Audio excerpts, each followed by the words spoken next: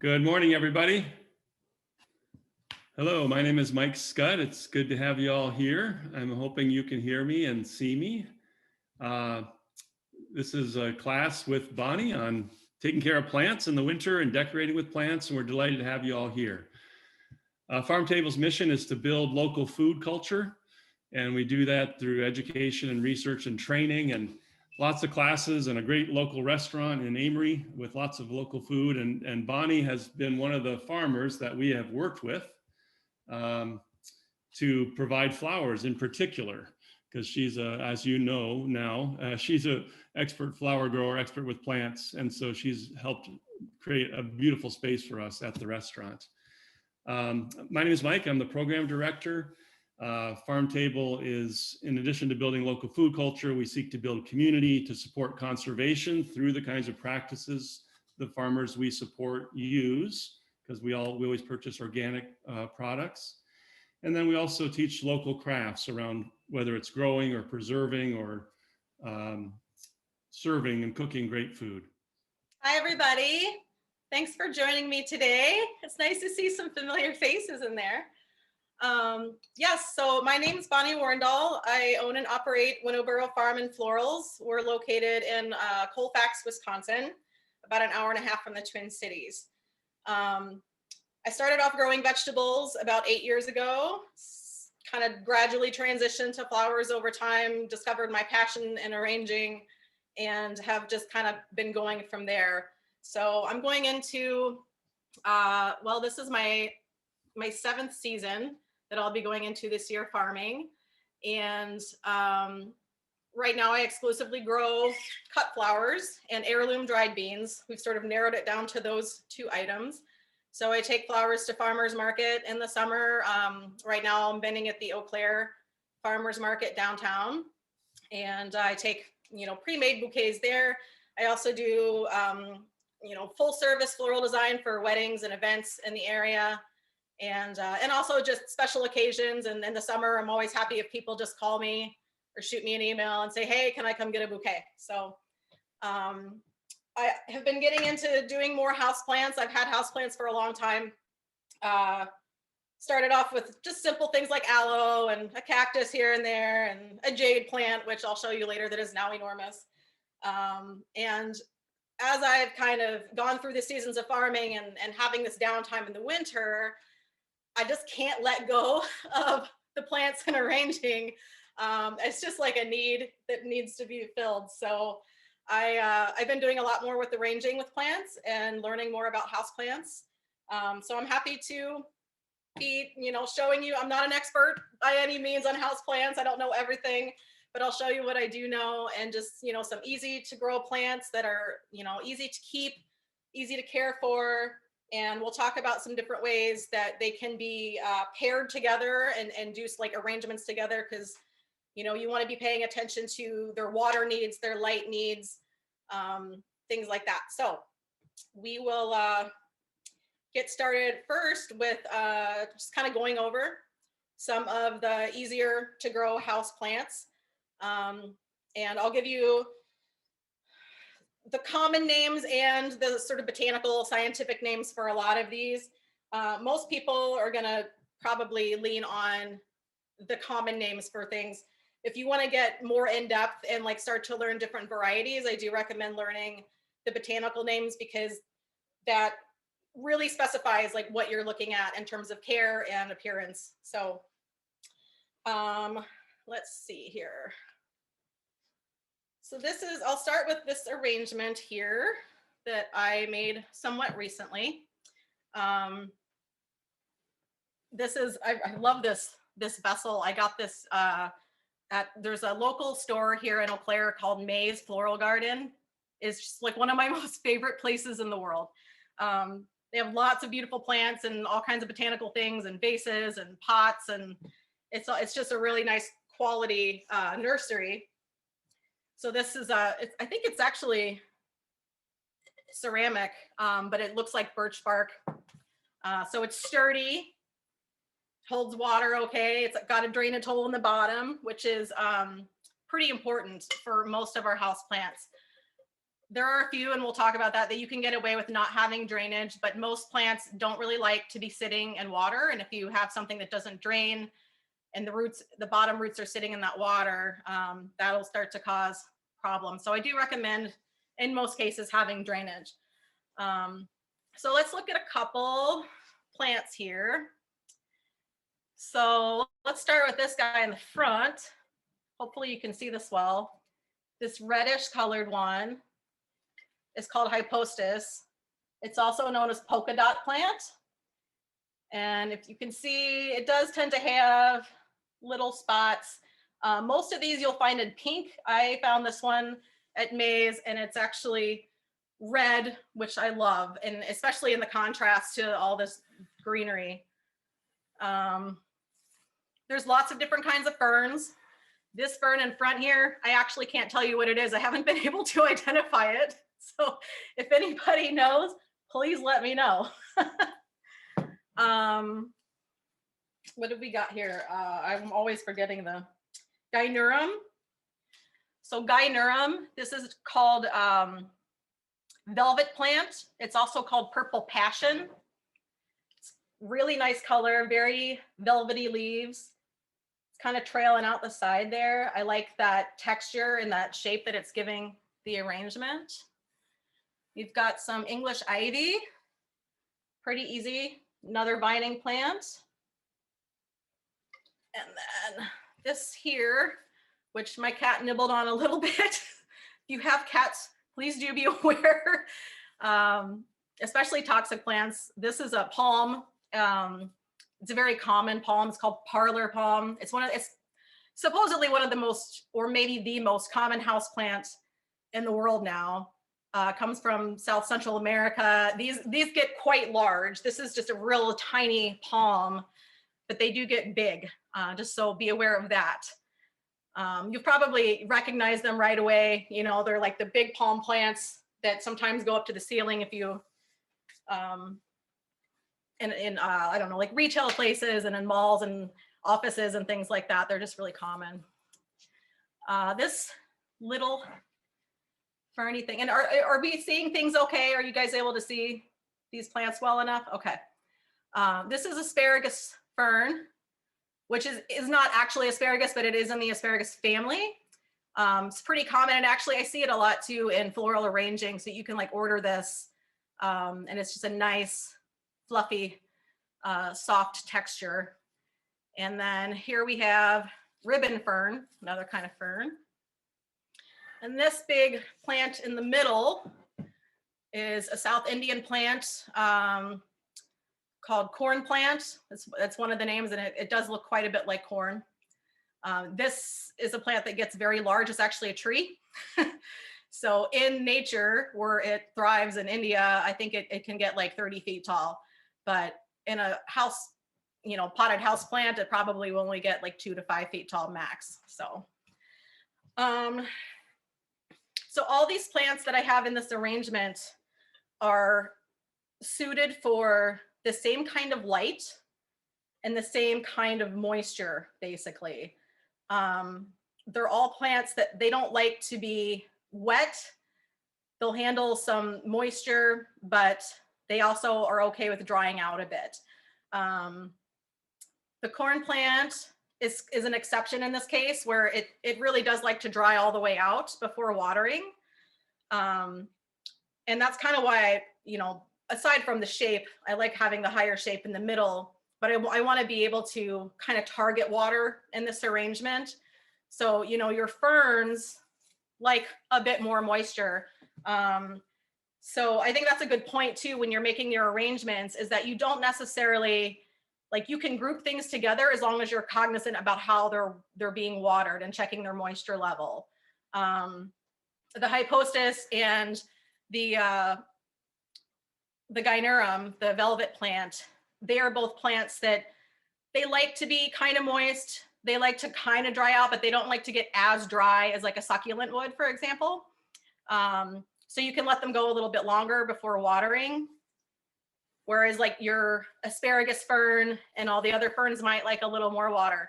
So in that case, you might, I mean, you know, easiest thing would just be to have a spray bottle that you can, you know, adjust and just kind of target water those areas if that need more, for example. And that way you're making sure that, you know, this corn plant in the middle is not getting too much water. You want to make sure that the soil around those roots dry out before you water it again. Otherwise, they're just not very happy. These are also all plants, for the most part, that like fairly low light or can thrive in fairly low light, which is actually true for a lot of house plants. You know, you'll find that a lot of them are considered medium light, and that can vary quite a bit. The corn plant is, you know, one that they don't like direct sunlight, and you may find this in descriptions on your plant tags. Some plants really do not like to be in the direct sun. They like bright light, but they like indirect light. So, and I ruined one by having it got moved too close to the window. And I think it was a factor of getting direct sunlight, but also being kind of chilly because it's so cold out right now. And the result was this. So it lost all of its leaves. This is I'm gonna bring another guy up here.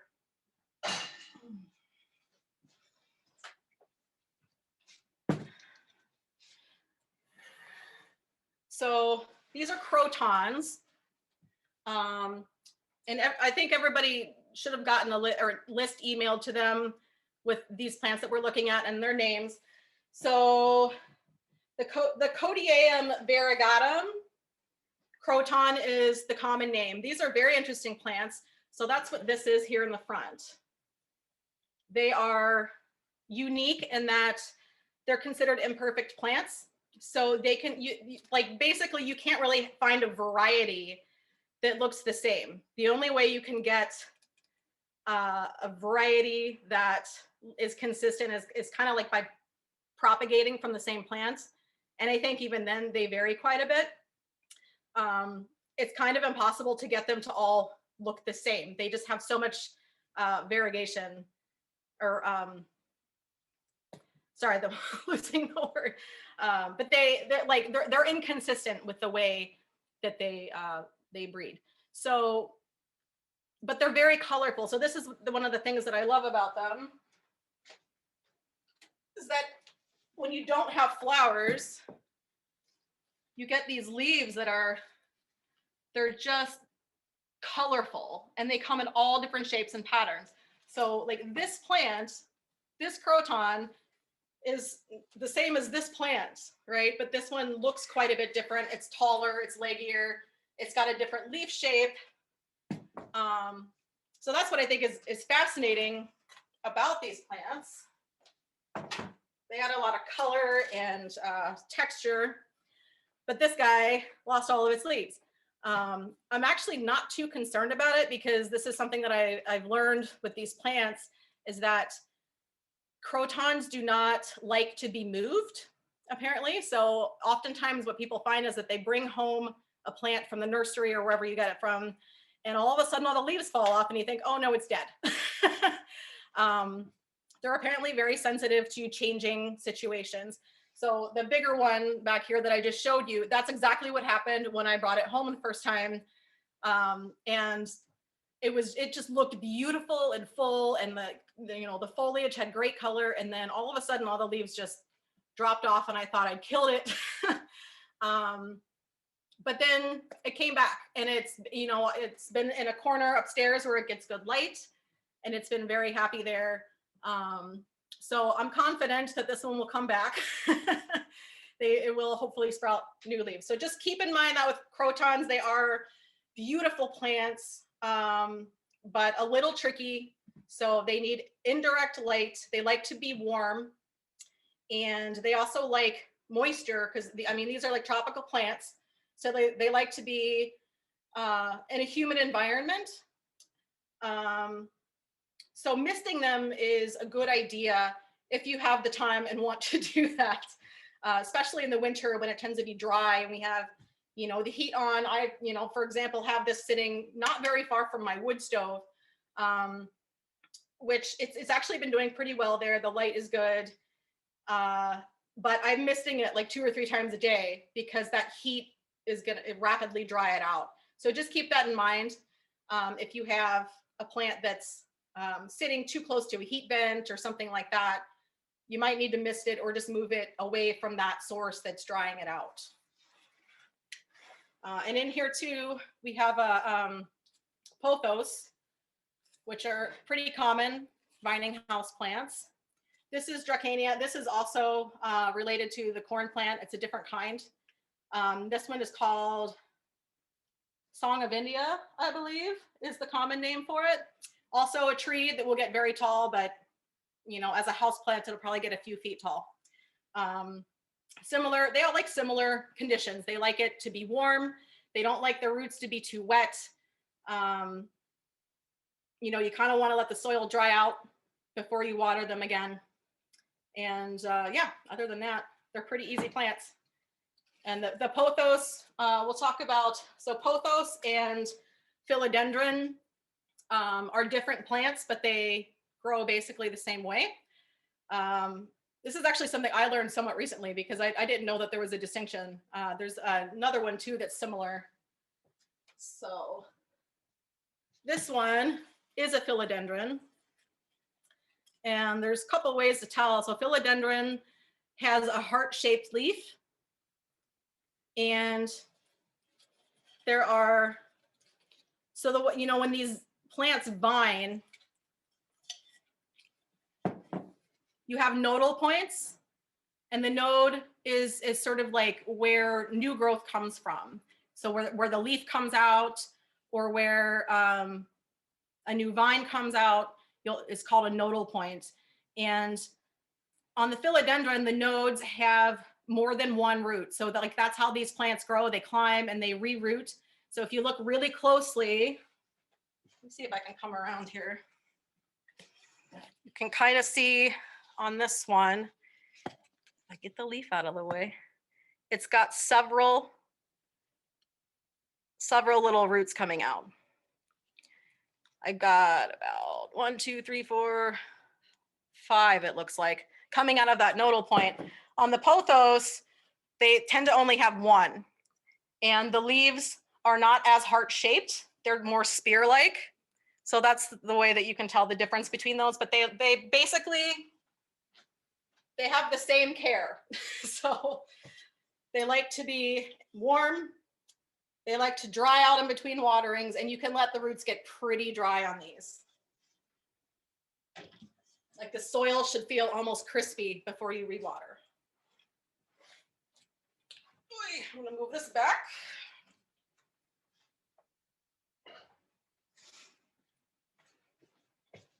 Okay, what else? Looking at my Song of India. Yeah, we got most of those.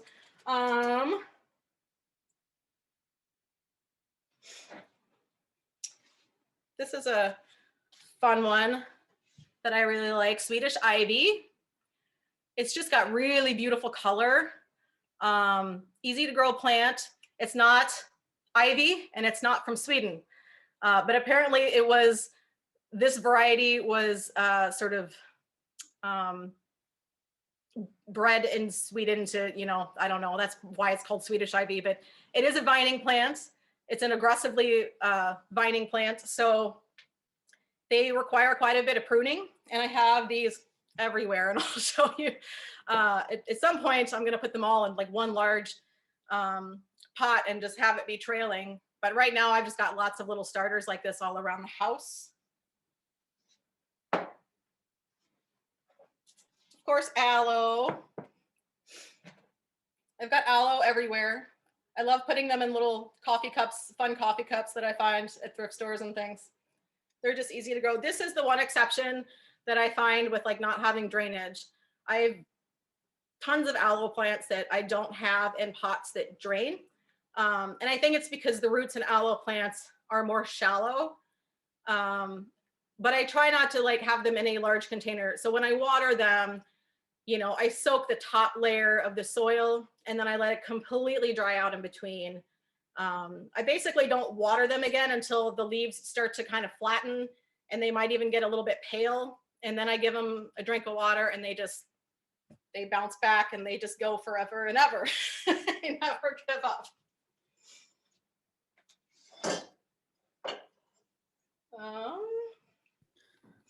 Bonnie, we did hear from Lisa. She says, thank you for the croton info. I have a plant I thought was dying, and I just checked the label. It's a croton. Well, that might be it then. Right.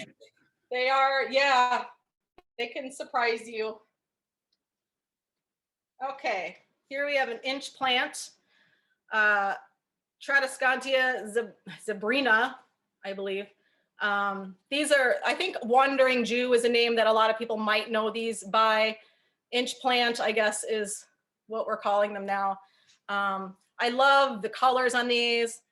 They, again, are vining plants that they'll just keep getting fuller and fuller. These are very easy to start from cuttings. Most of these plants, most of the vining plants, almost everything we looked at, you can take a cutting and, you know, stick it in water and they'll grow new roots. And these are one that will definitely do that. The same with the Swedish ivy. So, and I'll show you, we're gonna do a little tour here of some of the other plants in the house. I'll kind of show you how I have some of them propagating. And then one of my favorites are air plants. I've got three different kinds of air plants here. These are just great because you can just move them around and they're like free, non-rooted plants. Pretty easy care. They are in the cactus family, so they do like bright light. They like to be in direct sunlight. If you have like a south-facing window, is probably the best place for them. They can be misted a couple times a week. So the way that these work, and you'll find too in air plants, like these don't have any yet, but they will start to grow roots out of the base. But the roots are not for absorbing water. The roots in these plants are for attaching them to trees. So they actually absorb water through the leaves, and they basically just suck moisture out of the air. But in a dry environment, especially, for example, in winter in Wisconsin or wherever you are,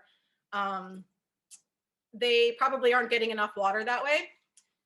And even in the summer, I would probably, unless you're like in a tropical climate, you might want to, you know, give them more regular water. So misting is one way that you can keep these watered. I'll mist them 2 or 3 times a week. And I've heard, I've done this both ways. You can soak them. So you can just like submerge them in a bowl of water for no more than 12 hours, like between 4 and 12 hours. And they'll just get a big drink of water, and then you only have to do that, I think, like once a week or every 2 weeks. So either way, like you're gonna have to take some time to either like collect them and dunk them in water or mist them or however. I've got my spray bottle. It's a rather large one, but I use it a lot. I also use it for my cats when they're naughty, because they are.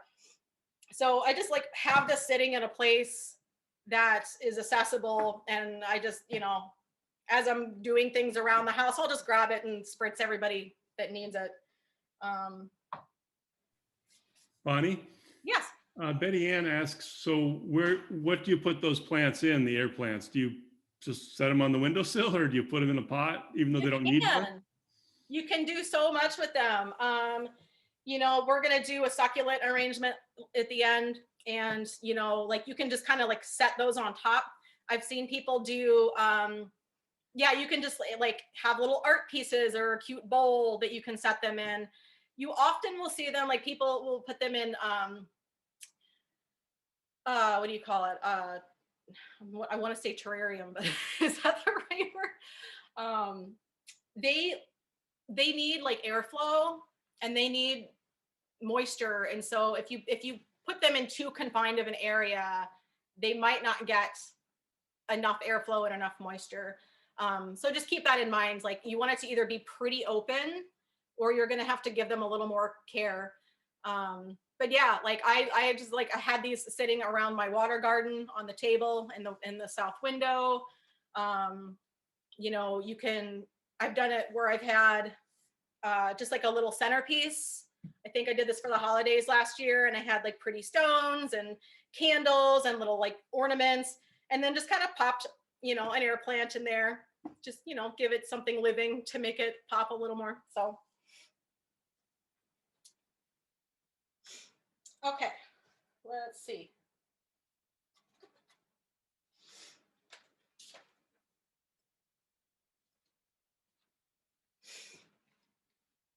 This is just a little kitchen window arrangement that I have. I've had, this is sedum that I've had for probably going on 7-8 years now. That came from just like an arrangement. It was just like in a potted arrangement, and I took a piece of it, and it just like, it's almost died a bunch of times because I just neglected it, and it just keeps going. And this plant like is so easy. You can kind of see there's kind of like some brown in the middle. That's just like the leaf where the leaves have died back a little bit.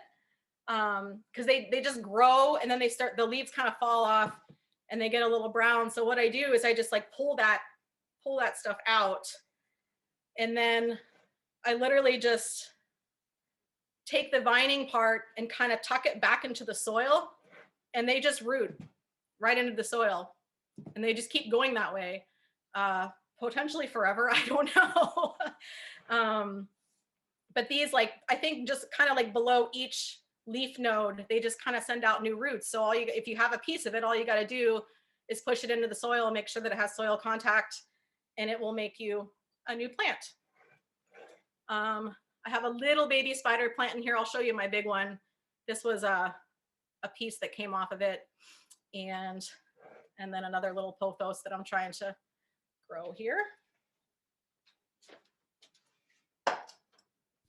Bonnie, someone asks, did you have that plant in direct sunlight? That one I have in an east-facing window. It does do okay with direct sunlight. I've never had, actually, I think I have had it in a south-facing window before, and it did just fine. Right now it's in an east-facing window in my kitchen that gets, good morning light, and then the rest of the day it's out of direct sunlight and it's thriving. So does pretty good. We'll look at all the succulents later because we're gonna arrange with them. Although I do want to show you this plant, which is called peperomia, and it's I guess a new variety that came out I think last year, and I just love it. I think it's my new favorite. It's kind of in the succulent family. It's got these very succulent type leaves, and it gets these, like, these are flowers, basically flower stalks that come up. I love the colors in this. It's got like those pinks and maroons and the green, and it's got like lime green to dark green. It's just so pretty. All right, where are we at on the schedule here, Mike? It's 10:30, so it's, 10:30. if people, you want to maybe open it up for questions a minute before we went over to the framing, right, and the wall. Yeah, let's do that. So if people have questions, shoot. And if you want to unmute yourself, go ahead. As long as we're not talking over each other, feel free to unmute yourself, or else just type it in and I'll get them to Bonnie. Question. How do you spell that last plant you just told us about, that pepper? Peperomia? Yeah. Peperomia, I believe. Is it on the list too? That you sent out? It might not, well, it would be under the succulents, yes. Peperomia. Okay, thank you. And this particular variety is albovitata. It's ALBOVITTATA. So that's like the specific varietal. Thank you. Yeah. And what's the average price of your plants that you buy? We have a question about price. Oh, well, I don't usually buy like the big full plants typically because, they'll start small, but they're always growing. You can keep propagating them. Between $3 and $10 typically. So like most of the time I get them in like these 3-inch pots. They're going to be between 5 and 10, depending on the kind of plant that it is. I've gotten a bunch that are like in these, smaller, like 2-inch pots that you might be able to get some of them for $1.50, $3 each. Again, depends on the variety. Some of like the peperomia, even though this is a 3-inch pot, this one was $10. And I think that's just because it's a new varietal that is only just recently available. That'll probably go down in price. But some of the more rare varieties are a little more expensive, but they're worth it, I think. Yeah, I mean, you can go up to 50 bucks, $100 for plants if you get full size plants, for sure, maybe more. And have you had any issues with new plants you buy having white flies or other bugs on them? Luckily I have not had many of those issues. I had a scale problem years ago that I'm not even sure where it came from, possibly a plant that I bought. But I've been able to get that under control. Like, thankfully I've not had a lot of those issues, because it can be really tough to get rid of those pests once they're there. Do you have any recommendations for how to take care of them? Well, it does depend on what it is. In a lot of cases, you can use like a soapy water spray. Like for scale, for example, that's usually what I do. And that works for a lot of different kinds of pests, because they don't like it, and it kind of breaks down their little exoskeletons. But scale, like, especially because it's just attached to the plant, and you have to get it before it makes more eggs that can hatch. So it'll kind of smother them. So you like spray down the plant, and you want to get on the undersides of the leaves, and then you might want to kind of like wipe them off later. They'll just kind of slide right off. And you might have to do that multiple times. Lisa, you're holding up something. Yeah, this has been my lifesaver. These sticky things, when I've had a plant that just like all of a sudden I got white flies, they fly into this yellow sticky thing, and then they can't get off. Oh, the sticky traps. Yeah, these really work good instead of using a chemical or. Yeah, it'll take several months to get rid of them, but sure. I have these in a lot of my plants. Except they're hard. I have to try to keep them away from the cats. Oh, too bad. I've had a cat run by, and it's one of these is stuck underneath the chin or whatever. But these really work well. I just wanted to show you these. Yeah. I mean, I'm aware of using those like in the field, because we use sticky traps in greenhouses and stuff when necessary. Oh, here. But yeah, sticky steaks, nice. Yeah. Where do you get those? On Amazon, right? Yeah, Okay. I order them online. On Amazon, yeah. Great. So, yeah. Well, thank you for that. You're welcome. Plus, it looks like you have a little yellow flower in your arrangements. Oh, yeah. Are there any other questions before we kind of move on? Don't see any at the moment. Not right now? Okay. Or you can unmute yourself if you have one. I'll be listening.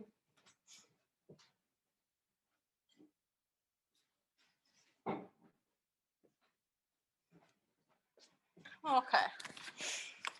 So I'm going to try to give you a more, I don't know, a little tour here of some of my houseplants and how I have them displayed. So we looked at, this is going to be weird with the camera.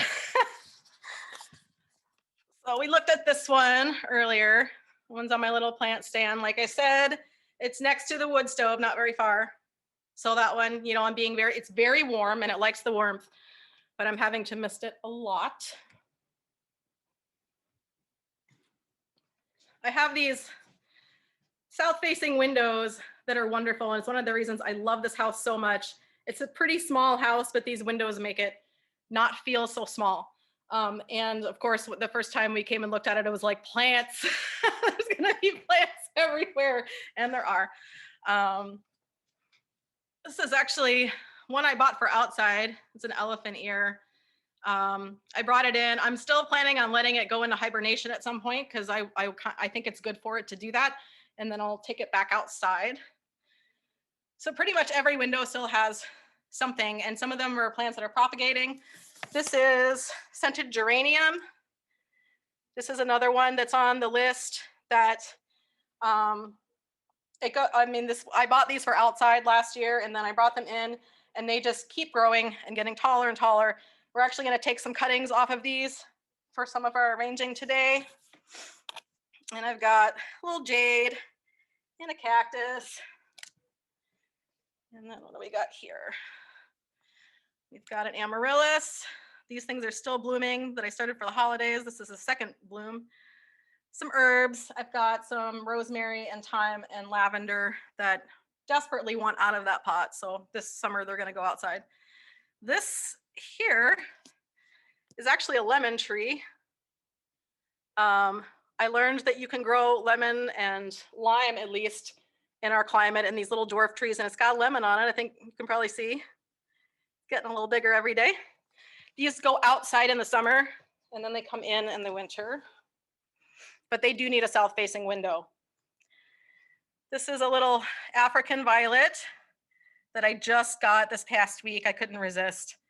That color is just so stunning. So let's see, I got a little bit of a glare. This bookshelf arrangement I love. We built this actually out of, I don't know what you would call them. They're kind of like tiles from an old silo that a friend of ours had that was knocked down. So it's kind of like using the bricks. Some people will use cinder blocks, but I like these sort of clay tiles. And then we just use boards. And I really like this because I've been able to stagger it and then, you know, have little shelves on the ends to put plants. And over here on this one, oh, that glare is going to be really bad. I'll just take it off. I have an orchid.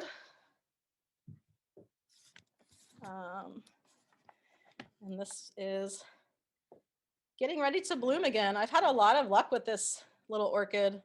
This is going to be the third time it's bloomed in a year for me. So if you have questions about orchids, I know a lot of people are sort of afraid of them, but I've kind of learned some tricks that I'm happy to answer any questions. They like to be in a cool spot in the winter. That helps with blooming. So if you can get them somewhere that they're between 40 and 50 degrees for about 3 weeks, that'll kind of force it into a bloom. It's kind of like some plants need stratification. Orchids are that way. So I just keep it next to the window, and then it gets chilly in the winter, and then it shoots out a new flower stalk.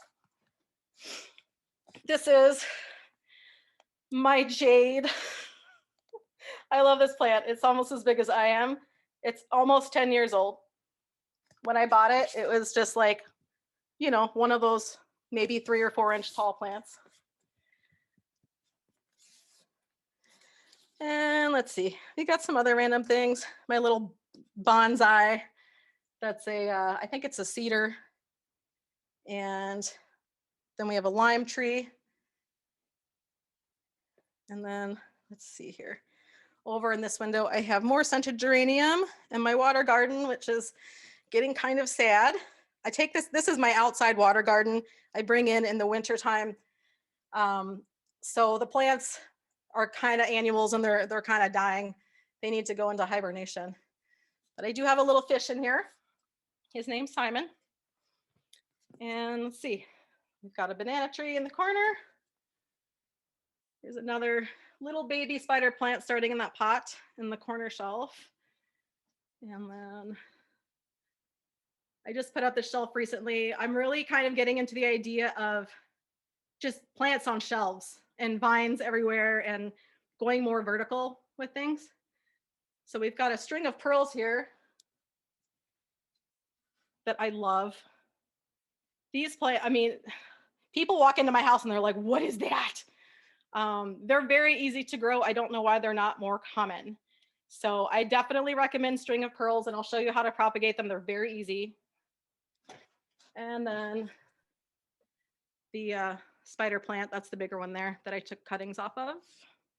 They just pop out their own baby. So if you don't know that, these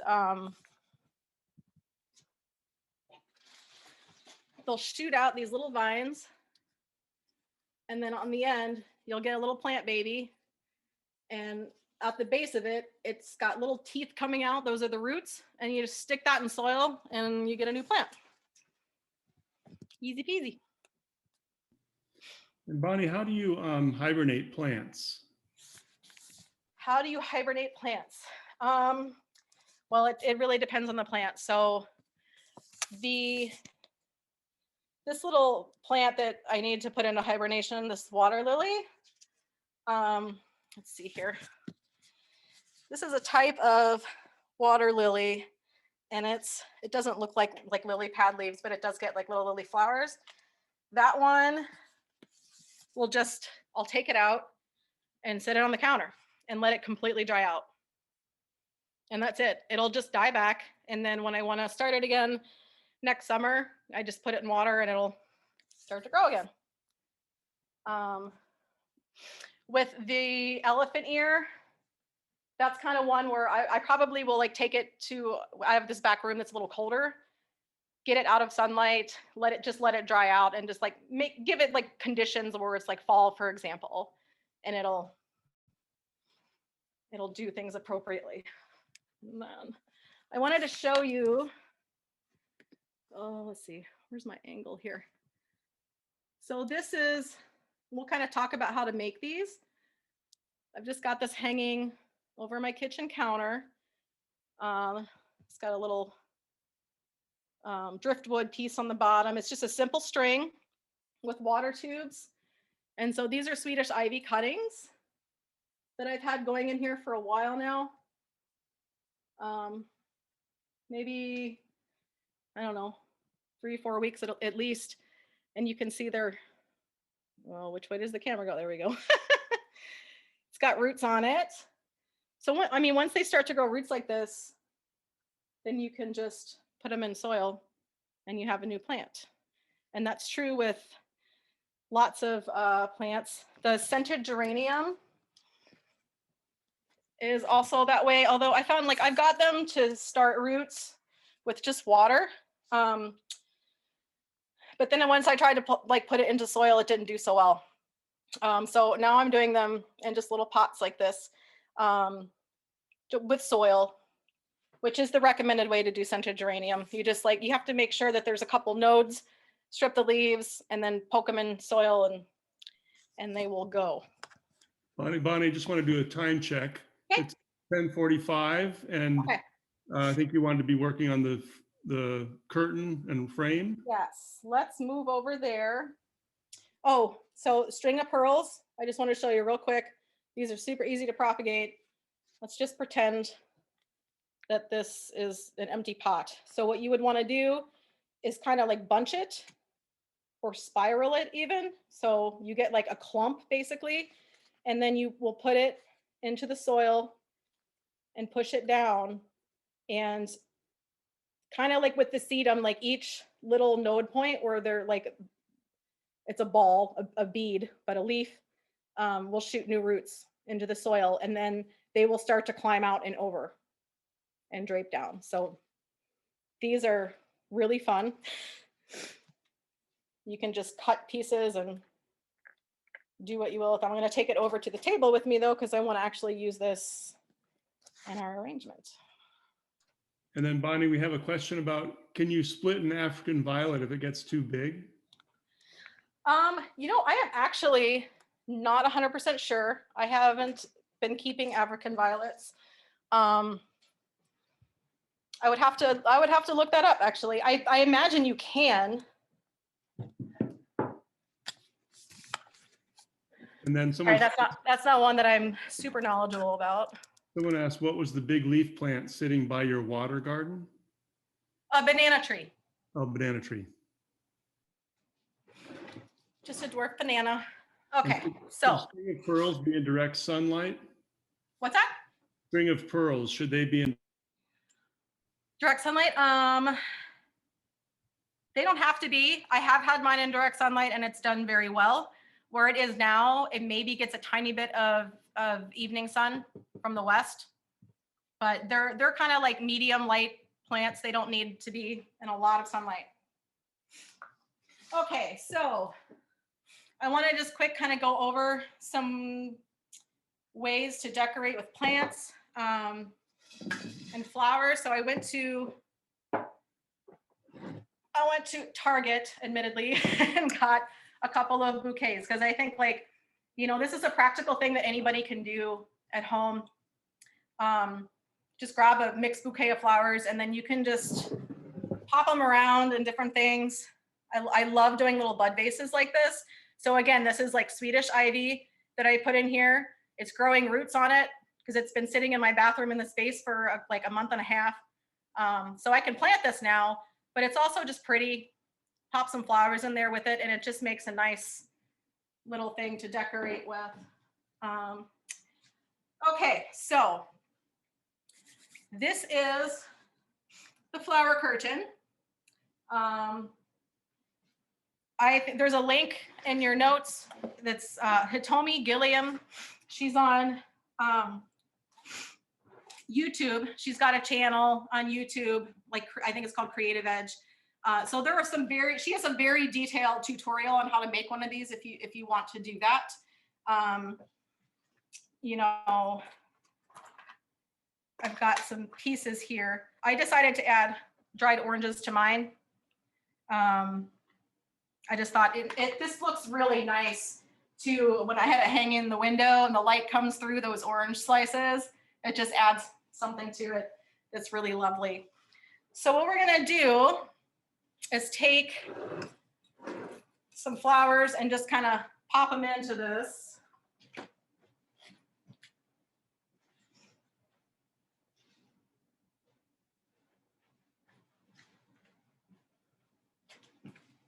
This is something that can be reused over and over again.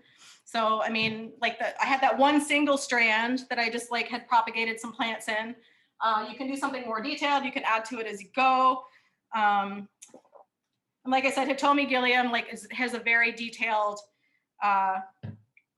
tutorial. The only thing I did differently from what she did is that I'm using, instead of bind wire, I used jute twine. It's a little cheaper and I like the more natural look of it. So that was really the only difference in that one. I still I'm using the U-glue tabs that she uses in that video. Pretty much everything else is the same. Water tubes that you can order on Amazon or wherever. They're just like test tubes basically. So we have, you make the twig garland and then there's these little water tubes in between. So what we'll do, this is another useful tool. It's just a little water bottle that makes it really easy to fill these water tubes. You can also use a squirt bottle with it opened all the way so it's not spray but a stream. This is a little easier and they're inexpensive. So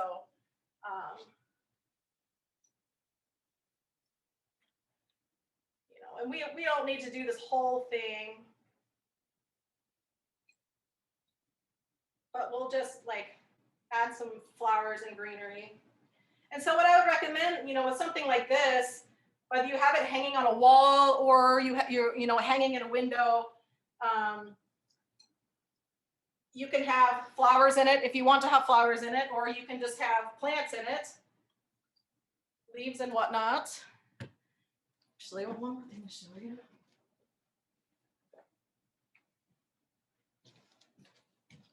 And then you can be propagating plants. This is a wreath that I made. And I just thought it's just such a simple, fun thing you can do. You know, you can buy, I made this grapevine wreath from wild grapevines in my yard. But you can buy these wreath forms and then, you know, just has 2 water tubes that I fastened in here.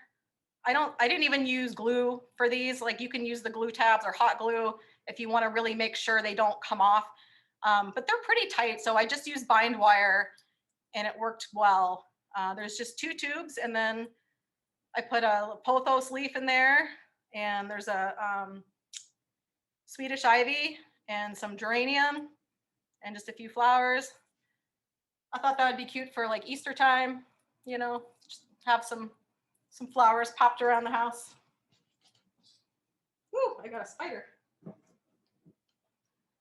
So, snippers.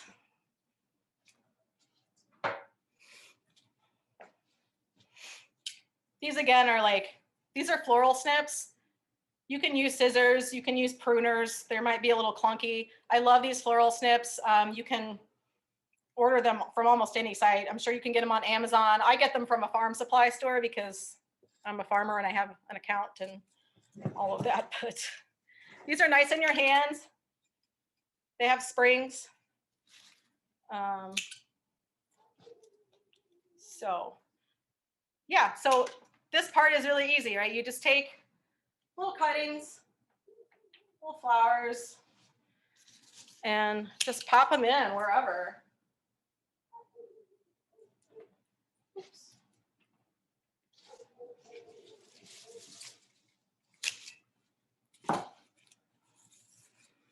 You got some Alstroemeria. You'll frequently see this in grocery stores or in food co-ops and things. They're nice, brightly colored, inexpensive flower.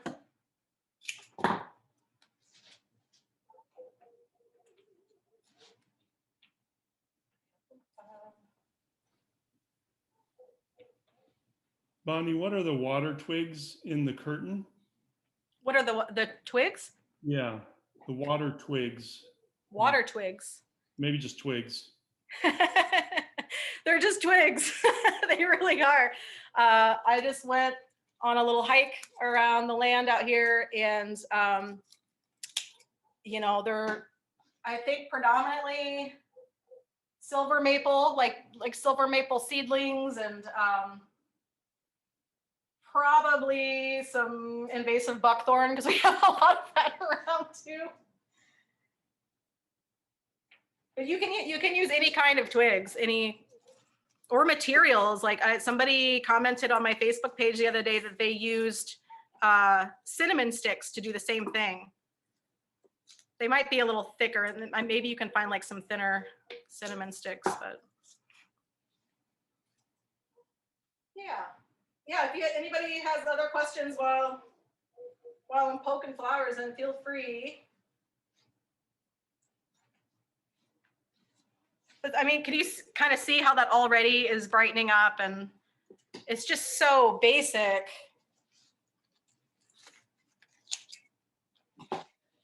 Got a lily. Lilies are toxic to cats, FYI. So if you have cats, be careful that they're out of reach, please. Hey, Bonnie. Yeah. 2 summers ago, when I was up at Lake Superior, I went along the beach and I would pick up sticks or twigs, that were weathered. And some of them were pretty straight, but I was just thinking that would be really pretty if you use something like that for the top. Totally. Yeah, because they have some of them, well, you can tell that they've been weathered, they've been in the water and they've been out. But I just thought about that if I made one of those, I would probably use one of those twigs I got from Lake Superior. Yeah, absolutely. Yeah, a piece of driftwood would be really nice. I was actually originally thinking about using a nice piece of birch across the top. Yeah. It just happened to already have this copper curtain rod. Yeah. So it just made sense to use it. But yeah, you can use anything. And if you wanted to use a piece of wood that you could drill holes through, then you could actually thread it up through rather than tie it around. Okay. It's very pretty, Bonnie. Thank you. I love that idea.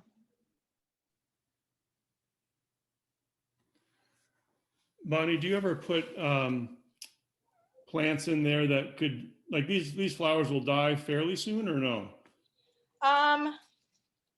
most of these will probably last.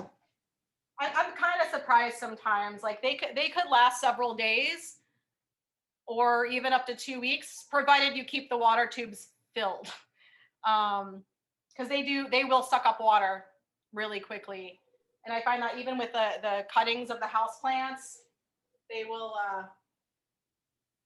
suck up the water pretty quick. So you do have to be careful with that. And do you ever put plants in there that can last quite a while in there? Just have kind of a lasting flower curtain or plant curtain? Well, yeah, like I said, the other ones that I've done with the pieces of the Swedish ivy, those, I mean, I had that one sitting on my it's been sitting on my bathroom sink for like 2 months now, I think, almost. So like you can definitely, the string that I have hanging over the kitchen counter, it's kind of the same deal with that one. Like I, have to put water in them in the tubes like once a week, but it's just been hanging there for weeks and weeks. So yeah, they can be a more living curtain that lasts longer. I was going to use a piece of the inch vine. It's funny because the the camera, like movement goes in the opposite direction, so I have to adjust. I was not aware of that. So that way, this inch plant could grow roots, and then I could plant that later. So let's see where we at with time. Okay, we're still good. We still have to do the succulent arrangement, so I want to make sure we don't lose time for that.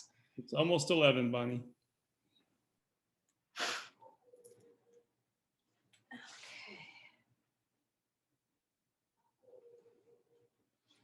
Any other questions about the mechanics of things? Got little carnations here, yellow carnations. I thought those were really pretty. I don't know if you can hear my dog barking like crazy outside right now. Bonnie, I have a question. All your plants look really healthy. And do you have a general rule about how often you water them? Again, it really depends on the plant and its needs. Most of my plants are things that they just kind of dry out and then I water them again. So on average, once a week, maybe every 2 weeks for the succulents. Mm-hmm. But yeah, generally once a week for most of the house plants, especially in the winter, because it's just so dry in here with our wood stove. Things dry out really fast. In the summer, I can probably extend that to a week and a half most times. Okay, thanks. That's my sister, and she lives in Seattle, so a bit of a different environment. Oh, hi, yeah, totally.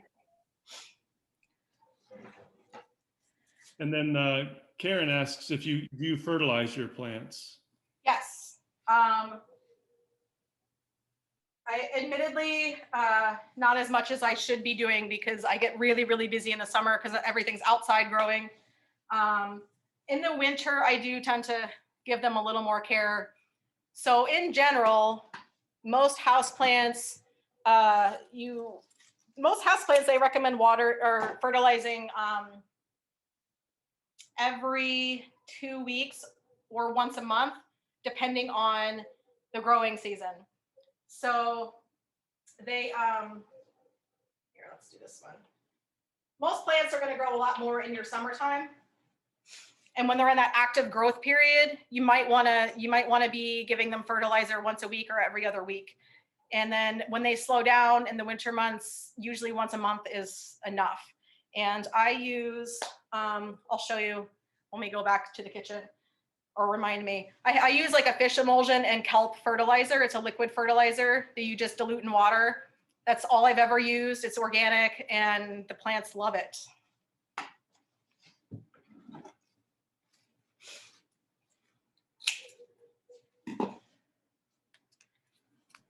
Bonnie? Yes. So right now, you wouldn't recommend then fertilizing every week? I probably wouldn't, depending on what it is.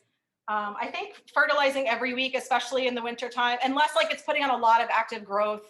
Oh, I've okay. been like my lemon and my lime tree, obviously they're fruit trees, so they're needing a little more and they're trying to grow fruit right now. I've been giving them a little more because they are putting on new growth that's really noticeable. So yeah, I've been Okay. giving them a 'Cause- little more, but you don't want to over fertilize either. Well, I'm wondering if some of my plants, that's what happened, and they aren't either doing well or they died. And I wondered if it was because maybe I was over fertilizing them, like especially a cactus. I had a couple cactus die because I think Oh. I was fertilizing them and probably even watering them a little too much.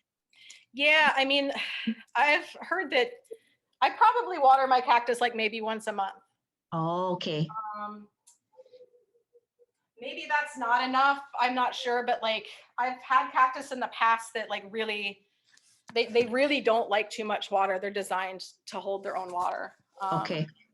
And they really don't need a lot of fertilizer. They Yeah. like I really bet that's what sandy, happened. dried. Okay. I bet I just killed them because I was giving them fertilized water. And probably because I was watering probably twice a month. Sure. And they were doing so well. That's what was so weird. I had a couple of them. They just all of a sudden dried up and died. And I had them for like Bummer. 3-4 years. Oh, they were beautiful. I just loved them. And so I don't know what happened. So sometimes it's hard to know what, Yeah. like, I think I'm doing everything right. But yeah, with cactus especially, I would not overwater them and not too much fertilizer. Some plants actually like poor soil.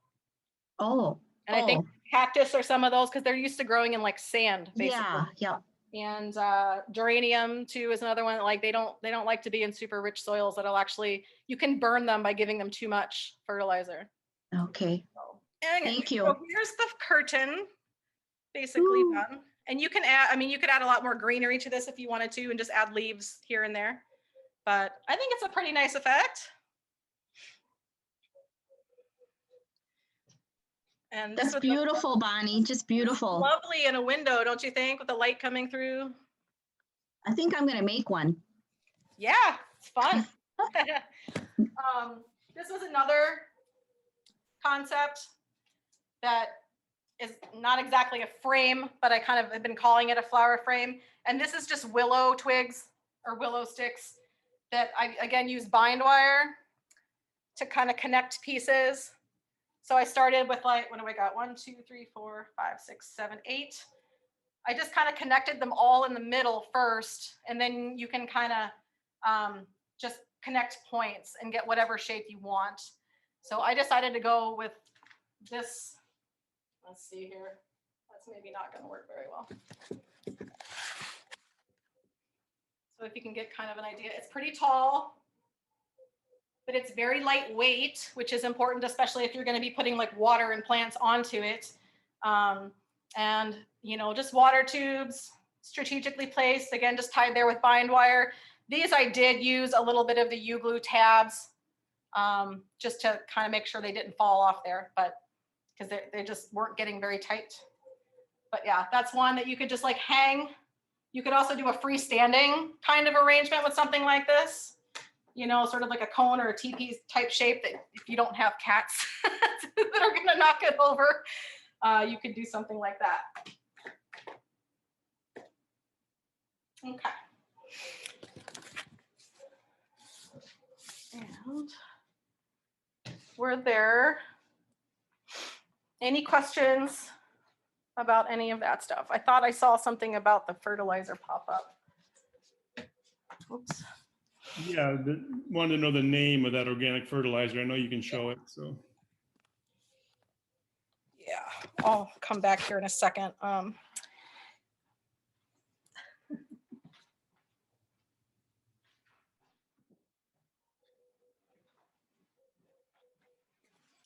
Yeah, it's ocean organic or organic ocean harvest fish and seaweed fertilizer. All right, help me make sure I get this positioned right here. That looks good, Bonnie. Okay.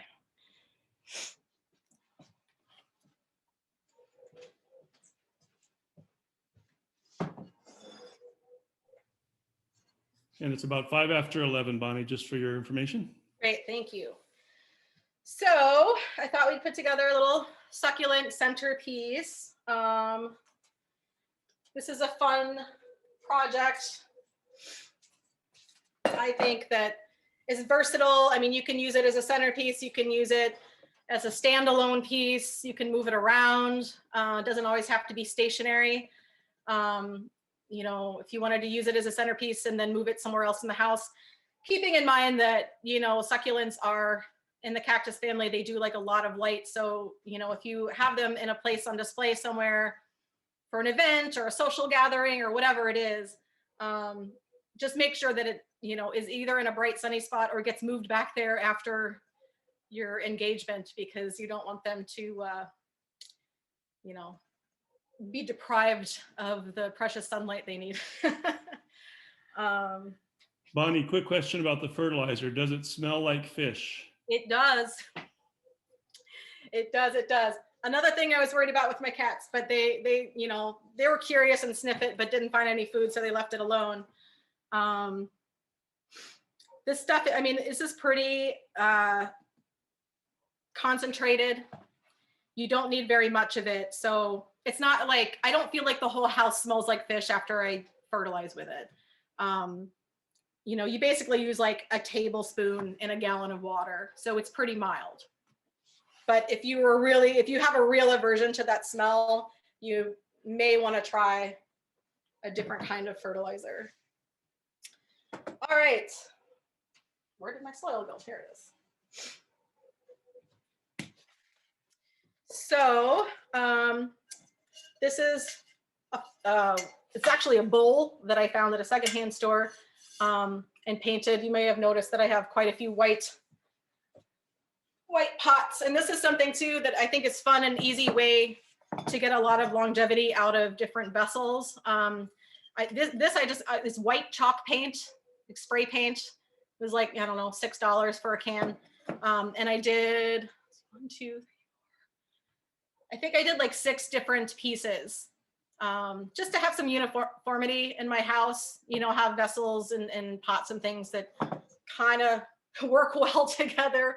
White seems easy because it just, you know, I like really pretty decorative pots too sometimes, but they can kind of detract from the plants themselves. So for this one, I decided to go with just a simple white bowl. I did drill a hole in the bottom, which wasn't the easiest thing. You do need a special drill bit to go through like ceramic and tile and stuff like this. But it works pretty slick. And then painted her up. So with this arrangement, we've got a lot of different options here. Hang on one sec. Figure out what the heck.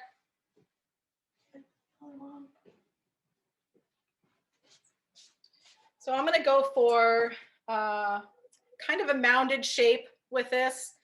So the idea is that we're going to want it to be three-dimensional and like visible from all sides. So if, you know, you're sitting across the table or wherever you are, like you're going to have a nice vantage point. And then we want a little shape too. So I'm going to start with some soil, and you can buy just like a premix of like a cactus type. Usually it's like cactus and succulent mix. That's probably the easiest way to go.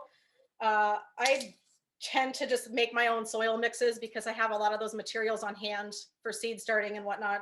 So I actually just use like a regular potting mix and mixed some sand in with it. This was about 4-to-1 ratio.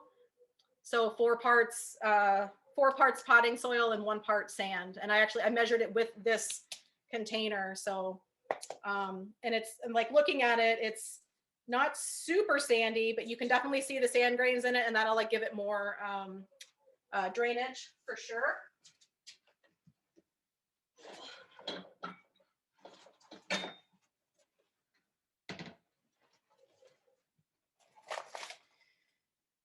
This is one of my little tricks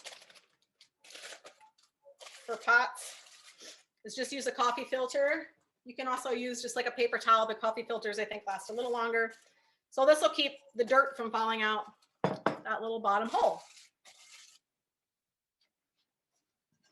And then we'll hold in some soil. I recommend starting with like not too much and just keep it kind of mounded a little bit in the center. And what we're going to start doing is kind of going around the outside of the bowl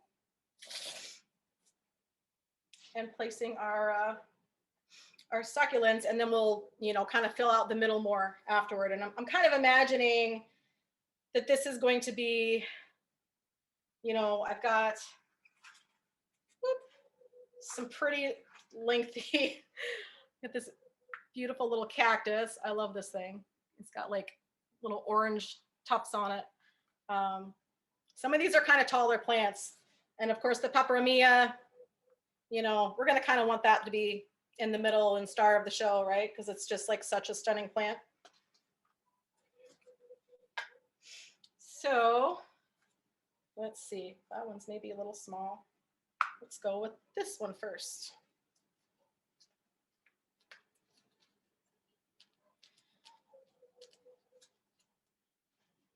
Oh, that guy's got some nice roots on it. So with, any plants that you're repotting, you may know to do this already, but just kind of break up the roots a little bit.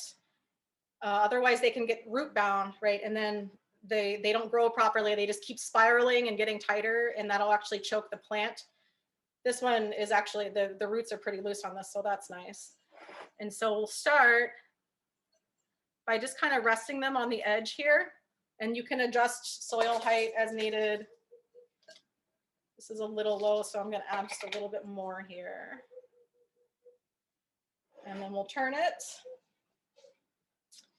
And so here we have a rosette. And it's got, okay, I can't decide. It's got 2 little babies. So, oh, that might work. So in this case, it's got these 2 little babies starting on it. And so what I'm going to do is actually turn them upward. And again, rest it on the side. There's a video I watched. And this woman, I can't remember her name now, but she does succulent arranging, and she calls it resting their chins on the side. You want to rest their chins. I thought that was kind of a cute way to remember it. And it does kind of seem that way. Let's see here. That one's really similar. So I think next I'm going to take this little cactus. This is a spinier one, so I'm going to be careful. It's already poked me a couple of times. But I love the color of this, and just the shape it's simple, but I think it's cute. And this will add a nice contrast to the shapes that are happening here.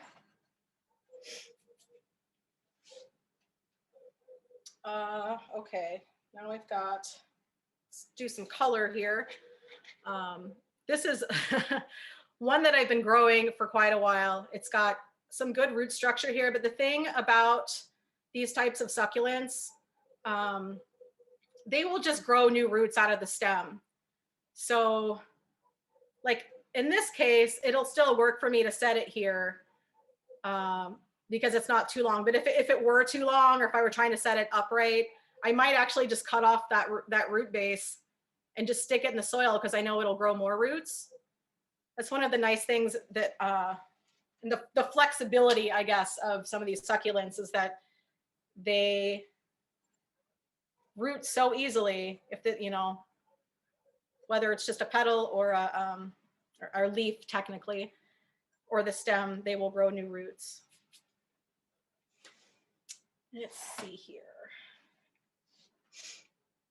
And this one here is got a little bit of a different shape. I think, it's got the more blue-green color. So I think that'll look really nice next to this kind of pink and purple succulent. Tuck that down in there just a little more.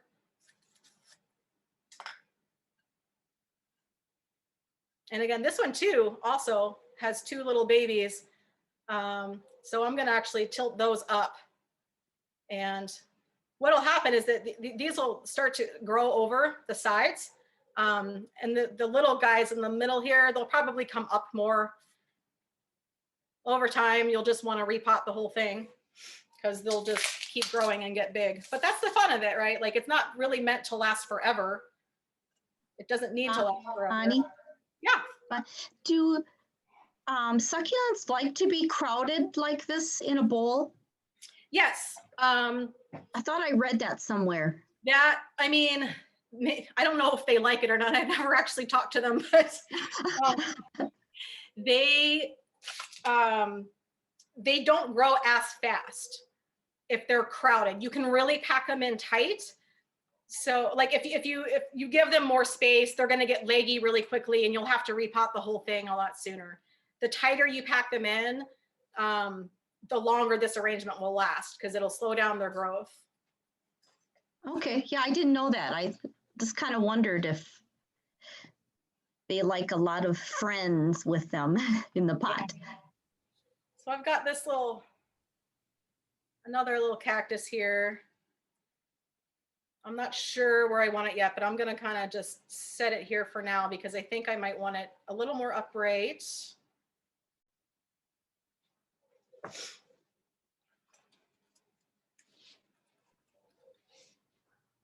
Yeah, I'm surprised how many plants you're gonna get in that one pot. Yeah, and I probably actually could fit more than I even have, honestly.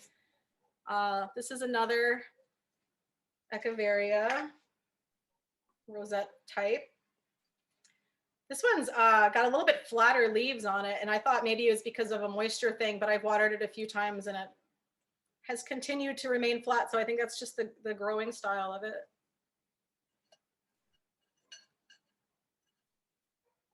Yeah.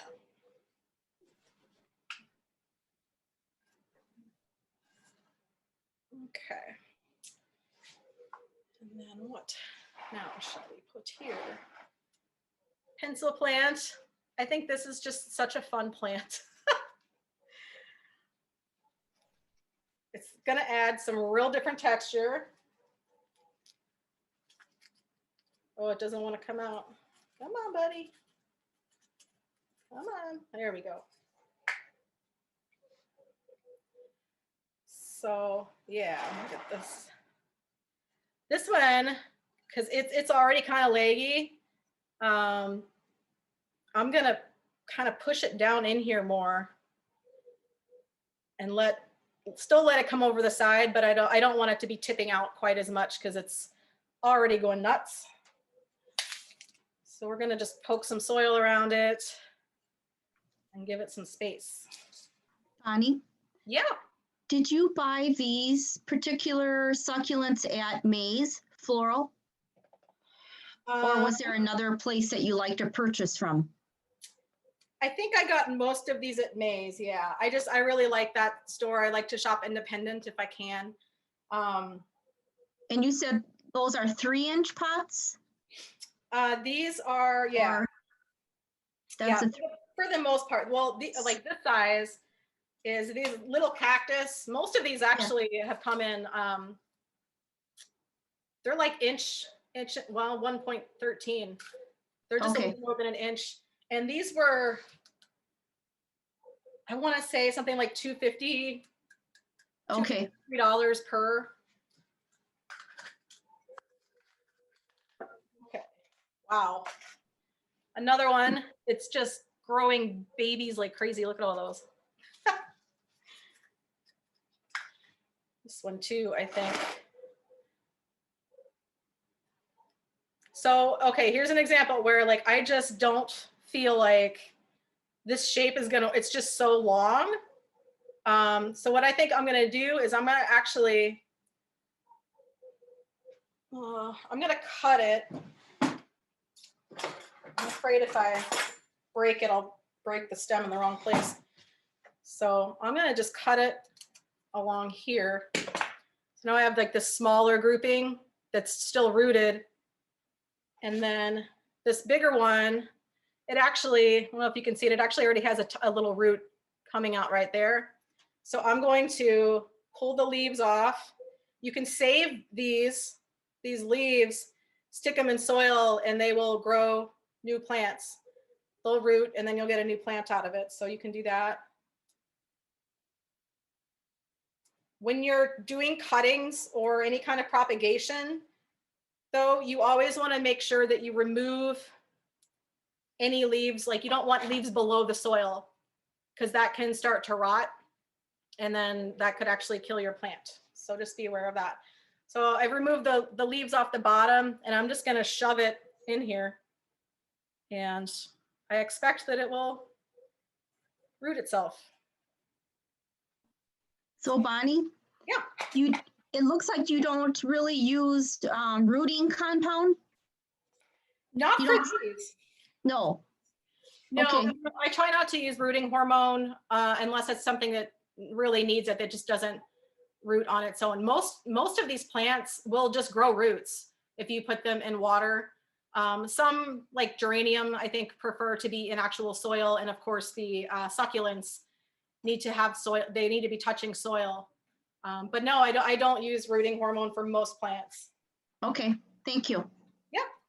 And then this one is, again, another one of my favorites, burro's tail or donkey tail. I love the shape of these and the color. It's just got this sagey green color that just kind of glows almost.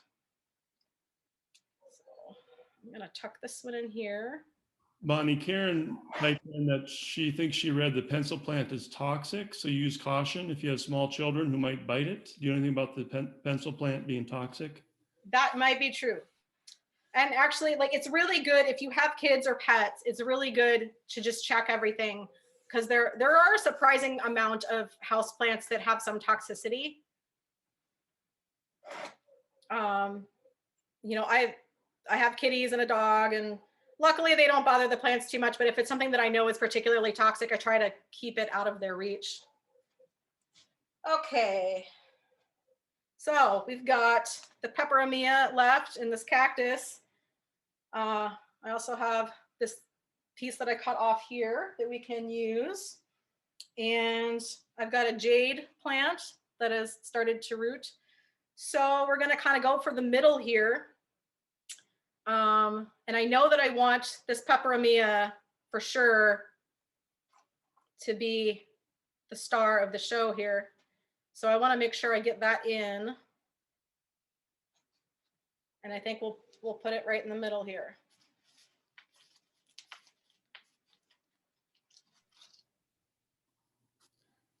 Bonnie, how tight do you pack the soil around the plants, and how high up in the stem do you submerge the soil or submerge the plant? I don't pack it too tight. I mean, just enough that it holds the plant in place.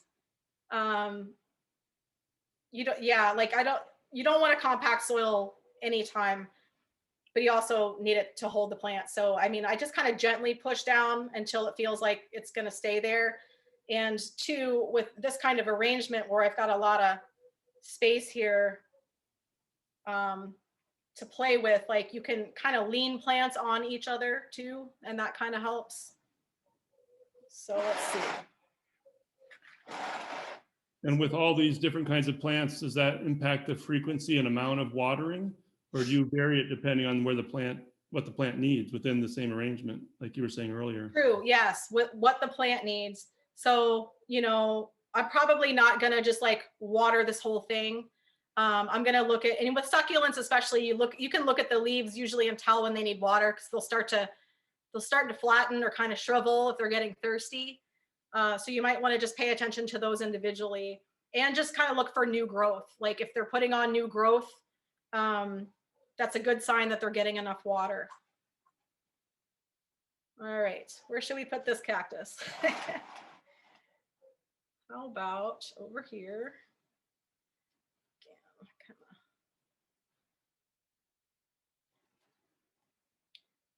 I'm gonna put it over here by the pencil plant. Just kind of Gently wiggle it in there. You're brave, Bonnie, touching that cactus the way you're doing. But, you know, this one is it's more fuzzy. It's not really Okay. spiky. I've had some cactus that, This is an owie one. yeah. It's like a porcupine.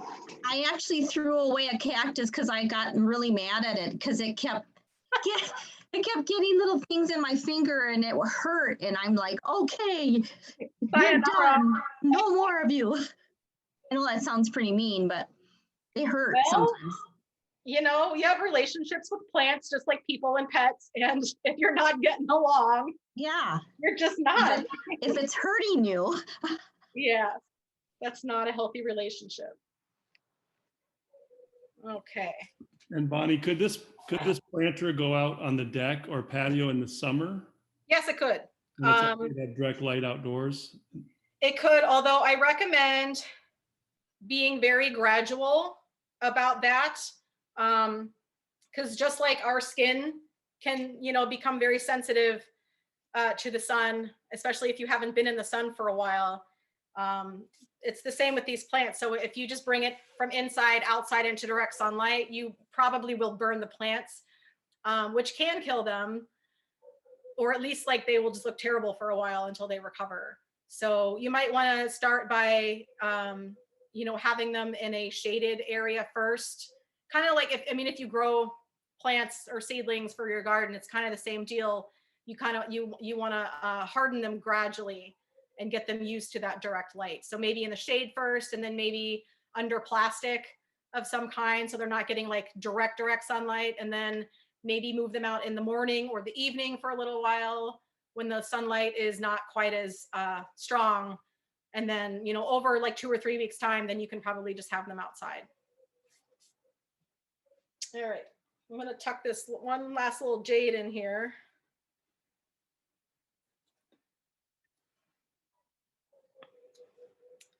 And then I'm just gonna kind of fill in, whoops, and beware that the cactus is gonna try to grab all the soil it can on its sides. Now it looks dirty.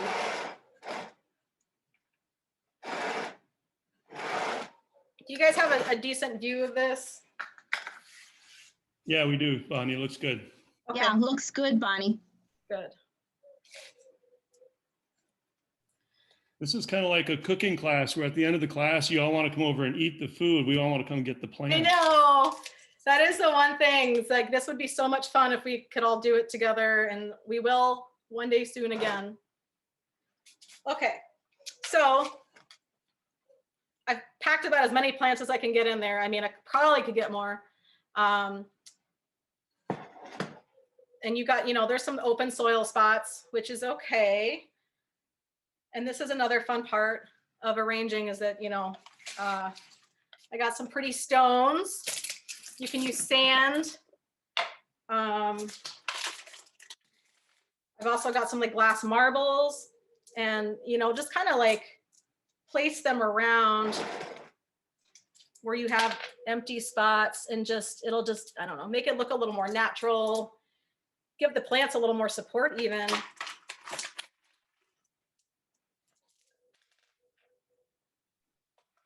So Bonnie, how long can you keep these succulents all together in this pot, do you think? Well, they're not anymore. Okay. A few months or a year maybe. You know, I would imagine an arrangement like this, I would hope to get at least 6 months out of it, maybe longer. So. And then would you have to repot it because the plants are too big? Or or you could, like, if certain plants are too large, you could just remove them and put in a smaller plant. I think it really, it's your own creativity and what you're comfortable with. You know, you might just decide to just tear it apart and start all over, you know, or like move, you know, like this is the thing too with plants and decorating with plants, like you can move stuff around, right? Like nothing has to be stationary. You know, like I might decide that, you know, this one, for example, is getting too long and I don't like it draping over as much. it would be easy enough to just like remove that plant and then put in another cactus or, you know, some other succulent that would look nice there and more compact. Bonnie, I have a question. Okay. I've got a couple jade plants. And one actually you gave me for my birthday. Can you That's see it? right. Can you see it, Bonnie? Oh, hang on. Okay, I can't see everybody at once. I have to. because this is my question. It's starting to develop little white spots on. Got like on little it. white pinpoint spots. Yeah, and my other jade plant kind of did that too. What is that? I think Is that's that a normal. fungus or is that normal? So I think that's normal. Mine have always done that too. Okay. Yeah. Will it go away? It's healthy. It looks healthy. Okay. Yeah, I think that's pretty normal. Mine have Well- always gotten those little spots, especially it seems like when they're younger plants. They Do you go. think it'll go away? Well, or will they They stay? seem to go away. Yeah. Okay. Yeah. Okay, I just didn't know if it was sick or. Okay, No, good. I think you're okay. I mean, Okay. I could be wrong, but Well, I'll watch it. Thank you. yeah, you're welcome. Yeah, I've gotten that with my jade plants too. Alrighty. Just for time check, it's about 11:32. Yeah. So wrap up fairly soon. We can certainly stay on a little longer if that works for you all. And people are saying how much they like this. It's really gorgeous. Yeah, I can stay on longer if some others want to as well. Yeah, I'm learning so much, Bonnie. Thank you. This is so great. This You're is like welcome. perfect for a cold winter day. This is Right. getting me inspired. And it is a cold one, isn't it? Yes. So I'm just gonna move this a little closer for questions and whatnot. So and maybe give you a little more and even closer up. You don't want to move it too fast, but I think I'm pretty happy. Beautiful. Yeah. I love it. Yeah, and you know, I like having this little guy drape over a little bit. It's got a bunch of textures and shapes there. So will you water it now, Bonnie? What's that? Will you water it now? Yes. Yeah, a lot of those were really pretty dry. So I'm gonna take my little thing and just kind of go around and water each one rather than soak it. And then, you know, I have in the process, and this will happen, you get all these little leaves that break off. And so you can just like stick those in a tray with soil. Not always, but usually the ends here where it breaks off, like that's the part you want to get in the soil. And then they more often than not will grow new roots and then you'll start to send out new leaves. So I just typed into the chat box, everyone. I know a couple have left already. So if some of you need to go, I just wanted to mention that we have an upcoming kind of in preparation for Valentine's Day, since many of us will be at home. Terry Kelzer is teaching how to make French cassoulet on February 11. Ooh. Wow. One of her favorite dishes. So if you're interested in taking that and then maybe making it for your loved one or ones on Valentine's Day, that's an upcoming class. And I put our website in there as well. And I'll type in our restaurant's phone number too. We are taking reservations for very distanced dining. So we've got the art gallery and the learning center and the restaurant. We have 2 tables in each one. So very distant and masking and all that. But we do have a little bit of in-person dining and of course, lots of takeout and to go. So I'll type in that phone number too, in case you'd like to go to the restaurant. And then if you have any more questions, let's take a few minutes to see if there's other questions for folks. And here's one. Do you have to wait until the roots begin before you stick it in the soil? No, you don't. Especially on these succulents like that have a longer stem like this. You can maybe see there's like all these little bumps and nodal points, and usually new roots will just grow out of that. So if you just like, you know, cut it and stick the whole stem in the soil, it'll grow new roots. And that's like jade plants, pretty much all of the succulents. Let's see. Other questions? I Yeah, have just a couple of notes for people, just to like things to consider. You know, first of all, just be creative. You can, you know, as long as you're happy with the end result, then I think it's good. Like, don't worry too much about that. You know, paying attention to the plants and their needs, and especially changing conditions in your home is really important to consider. So like we talked a little bit about that, like in the winter, if you have plants that like warmth and they're sitting in your window, they might get too cold there. So you might need to move them back from the window a little bit. If they're too close to a heat vent, you might want to move them away from that so they don't dry out too much. You know, in the winter time, you're going to get more direct sunlight coming right in your window than you might in the summer when the sun's a lot higher up, right? So you might need to just move things around a little bit. Like, I just encourage you to not think of plants as needing to be stationary. You know, some plants don't like to be moved as much, but like they really don't have to stay in the same place all the time. I think that we have this concept they got to just like go there and never ever move, right? But I think you can move them around, and the time of year, special occasions, or just for fun. And then having a relationship with your plants, I think, is really important. Like, you know, I've derived a lot of enjoyment personally from just having that relationship and paying attention to them every day, and like them not like plants not just being something sitting in the corner that I water once in a while, but paying attention to it and being creative with it, pairing them with other things, really actively, you know, watering and just making sure that they're part of the household. Bonnie, I have a question. So in my house, I have an east window that gets some morning sun, and then the other east window doesn't really get sun at all. So can you think off the top of your head, what succulent would work best in a darker east window? Aloe. Okay. Aloe will do better in low light, like that. Jade plants, they won't grow as fast, but they can handle a fair amount of lower light. Okay.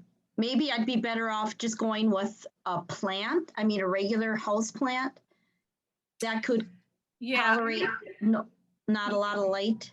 It's good to remember that like succulents, they are, for the most part, they are all in the cactus family. So they like a lot of sun. I mean, they want like desert conditions where it's bright and sunny and dry. Okay. But there's lots and lots of plants that will handle that low light situation. Okay. That are, you know, like the, oh gosh, I keep forgetting the gynurum.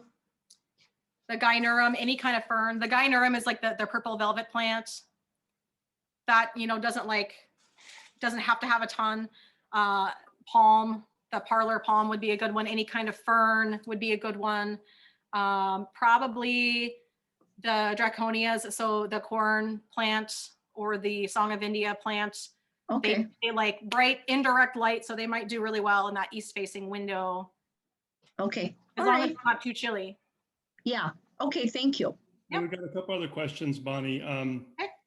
Do you prefer ceramic or plastic plant containers as far as the health of the plant and watering? As far as the health of the plant, I don't really think it makes much of a difference. You know, if you have a terracotta pot, for example, it's going to dry out a lot faster. So you're going to have to water more frequently. That's really the only thing. You could always put it in a plastic pot in a terracotta. I prefer, I mean, just for aesthetics and for, you know, myself, I like glazed pots if I can get them, because they don't dry out as fast. They have a nice appearance. But really, they're, I mean, health-wise for the plants, it really has to do with their water content and just making sure that they're not too wet or not drying out too fast. Great. And then Kathy asked, where will we find the plant list for today? I did email out the list that Bonnie sent me beforehand already. So if you didn't get that, I will send it again when I send out the recording of the class. So I'll edit this class down a little bit, and then send out the recording so you can always watch it again. And when I do that, I'll attach the plant list that Bonnie sent. But hopefully it's in your inbox already. And then Betty Ann had one other question. What about planting the leaves of these succulents? Do you just stick that end in the soil and good to go? Yep. Yeah, you do. Maybe a root, right? Yeah, so like this is a good example of one here. This is the end here where it broke off. You would just, I mean, you don't want to just submerge it too much, but just make sure that it has some soil contact or is just barely under the surface. And it'll usually, it takes a while, but usually within, several weeks, it'll start to grow a new plant. Bonnie. I am just really happy that you all have joined me for this today, and I appreciate it. I hope that you gleaned some some knowledge from me and are feeling a little more inspired about what to do with plants around the house. I don't know if my email is included with your email, Mike, that went out to them, but if you want to include that when you send out the recording, people are more than, feel free. I'm more than happy to field any questions over email too. Great. And what is that email, just verbally for now? It is winnowburrow@gmail.com. It's winnowburrow@gmail.com. Thank you, Bonnie. This was so fun. You're so I learned a welcome. lot. Thank you. Good. Good. Yes, this was a joy. And like I said, thanks so much for joining the class and supporting me and the farm, and also for supporting Farm Table.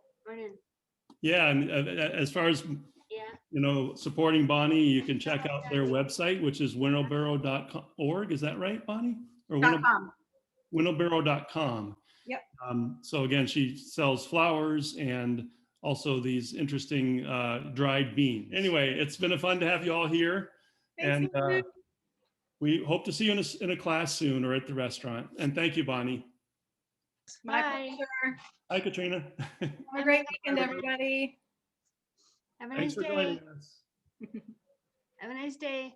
Yeah, you too.